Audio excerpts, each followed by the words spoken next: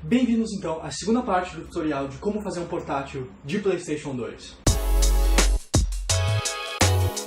Para isso a gente vai precisar do quê? A gente vai precisar de um pendrive, preferencialmente de 4 GB ou mais, e de um DVD-R. DVDs mais R ou DVDs RW não funcionam. Primeiro, pelo lado do DVD, é bem simples, a gente só precisa baixar um software chamado uLaunch Elf. Ele é basicamente um gerenciador de arquivos para o PlayStation 2. Tendo ele baixado, grava-se então a imagem de disco no DVD e o DVD está pronto.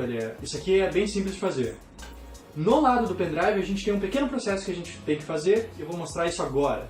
Bom, primeiro a gente precisa formatar o pendrive em FAT32, que é o único formato suportado pelo PlayStation 2. Tendo ele já formatado, a gente precisa criar uma sequência de pastas dentro dele, como mostra na imagem. Tendo essas pastas criadas, o que a gente precisa fazer ainda é colocar os jogos dentro dele. Como é que a gente faz isso? Tendo a ISO de um jogo, eu vou usar como exemplo o Digimon Rumble Arena 2. A gente abre ela com o Windows Explorer no Windows 10, vai abrir a ISO do jogo. Dentro dela vai ter um arquivo chamado SLUS e alguns números. Em quase todos os jogos é sempre assim, pode procurar na internet também, é bem fácil de achar. Nesse caso é SLUS_210.67. O que a gente vai fazer com isso? A gente precisa renomear a ISO do jogo para ficar igual a esse arquivo, então a gente só coloca ali, na hora de renomear, esse SLUS_210.67.Digimon Rumble Arena 2, que é o nome do jogo. E tá feito. A gente simplesmente precisa então copiar esse arquivo ISO para dentro da pasta DVD que a gente criou lá dentro do pendrive. Aquela pasta que a gente criou no pendrive tem um propósito diferente. As pastas DVD e CD são justamente as pastas que a gente coloca os jogos dentro. Se o jogo tiver menos de 700 MB, ela vai para a pasta CD. Se ela tiver mais, ela vai para a pasta DVD. É bem simples isso. E por último, então, só resta passar os arquivos do OPL, a pasta boot e a pasta tradução, que aparecem depois que tu extrai o arquivo, para dentro do pendrive. O pendrive, então, no final deve ficar com essas pastas. Tendo o DVD e o pendrive pronto, o que a gente precisa fazer? Inserir o pendrive, inserir o DVD, resetar o console e deixar ele ligar como se fosse um jogo normal.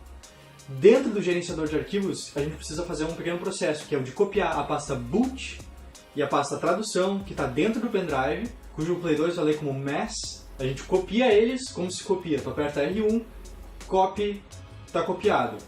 Volta, vai na pasta MC0, que é o Memory Card 1, entra na pasta R1 Paste. Tu pode fazer isso com um arquivo ou uma pasta por vez. Então, se tu quiser copiar a tradução junto, vai ter que fazer isso 2 vezes, mas é tranquilo, não tem problema nenhum. Tendo feito isso, a gente tem algumas configurações ainda dentro do OPL que a gente acabou de passar para o Play 2 para fazer ainda, que eu vou mostrar como fazer agora. Depois de copiar os arquivos para o memory card, o que a gente precisa fazer é resetar o console e segurar o botão R1 no controle para ele entrar direto no OPL. No OPL, o ideal seria primeiramente a gente trocar a linguagem para português. Então tu desce para Display Settings e tu vai entrar lá e vai ver que está lá Language English. No English tu clica e vai apertando os direcionais até aparecer português. No português tu simplesmente seleciona e vai estar essa tela aqui que está mostrando na imagem agora. É só então ajustar qualquer configuração que tiver diferente para ficar igual a como está na imagem agora. Depois de ajustar, tu pode confirmar, sair dessa tela e ir para a tela geral. Ali tu clica em configurações gerais. Tem umas outras configurações que tu precisa ajustar para deixar igual como mostra na imagem agora, antes de poder usar.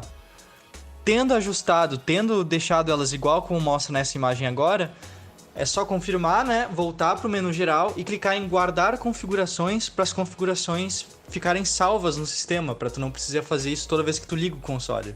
Tendo então guardado as configurações, o processo está completamente feito.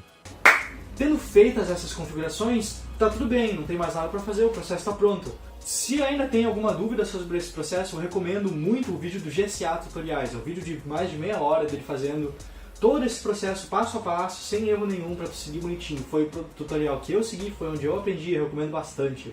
Esse vídeo de hoje foi um vídeo bem curto, porque a ideia dele não é de ser um vídeo comprido, a ideia dele é só de realmente colocar que para fazer o portátil a gente precisa disso, a gente precisa que os jogos rodem da entrada USB ao invés do drive de DVD. O próximo vídeo vai justamente ter todo o passo a passo de como abrir o videogame, de como retirar o drive de DVD e ver se ele de fato funciona. Processo esse que eu já fiz, eu tenho aqui o drive de DVD e eu garanto que ele consegue funcionar sem isso conectado. é um processo que vocês vão ver todo na íntegra no próximo vídeo. Então é isso aí, galerinha. Não se esqueça de se inscrever no canal e até o próximo vídeo.